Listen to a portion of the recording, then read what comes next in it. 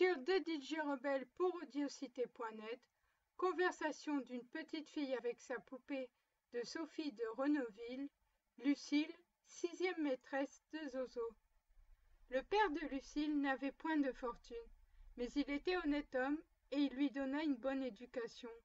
Il avait remarqué que sa fille avait un caractère très décidé, avec un cœur sensible, et il employa la douceur, les caresses et le sentiment pour obtenir d'elle ce qu'il désirait. Il eut la satisfaction de s'en voir respectée et chérie. La mère de Lucille aimait sa fille sans doute, mais cet amour n'était ni raisonnable ni éclairé.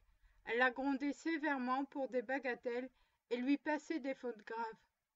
Souvent cette mère capricieuse l'accablait de caresses sans raison, sans motif, et la repoussait quand la petite venait pour l'embrasser.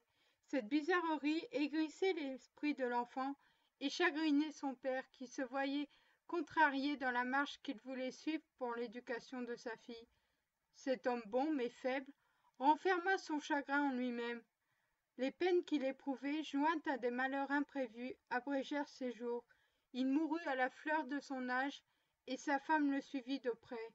Elle laissa Lucille, âgée de 10 ans, avec un petit garçon de 18 mois. Pour tout héritage, Lucille eut quelques vieux meubles et une petite chaumière située sur la lisière d'un bois. Lucille se retira dans cet asile sauvage avec son petit frère. Les malheureux n'ont hélas ni parents ni amis. Elle se vit absolument délaissée et fut bientôt en proie à la plus affreuse indigence. Quelques laboureurs la demandèrent cependant pour garder leurs troupeaux, mais elle les refusa, résolue de tout souffrir plutôt que d'abandonner son petit frère qui demandait ses soins. Cependant il fallait avoir du pain et donner à manger à ce pauvre petit qui ne parlait pas encore. Lucille vendit ses meubles. Avec cet argent, elle acheta du lin et du coton. Elle fit des bas et les vendit. L'habitude du travail lui fut d'un grand secours dans sa misère. Elle filait, cousait et tricotait tour à tour. Comme elle était aussi vigilante qu'habile, elle pourvut ainsi à ses besoins et conserva sa liberté. La vertu commande l'estime des hommes. Une jeune fille de 10 ans, vivant seule dans une pauvre cabane, se suffisant à elle-même et soignant son frère en bas âge comme si elle eût été sa mère, était un spectacle rare et attendrissant. Aussi on accourait des cantons voisins pour la voir, et l'on s'empressait de lui apporter de l'ouvrage. Les mères surtout se faisaient un plaisir et un devoir d'y conduire leurs enfants. En peu de temps, Lucie recueillit le fruit de ses peines. L'aisance régna dans sa petite chaumière. Elle se vit même en état de prendre une bonne vieille pour faire le ménage et soigner son frère tandis qu'elle allait porter son ouvrage dans les hameaux voisins.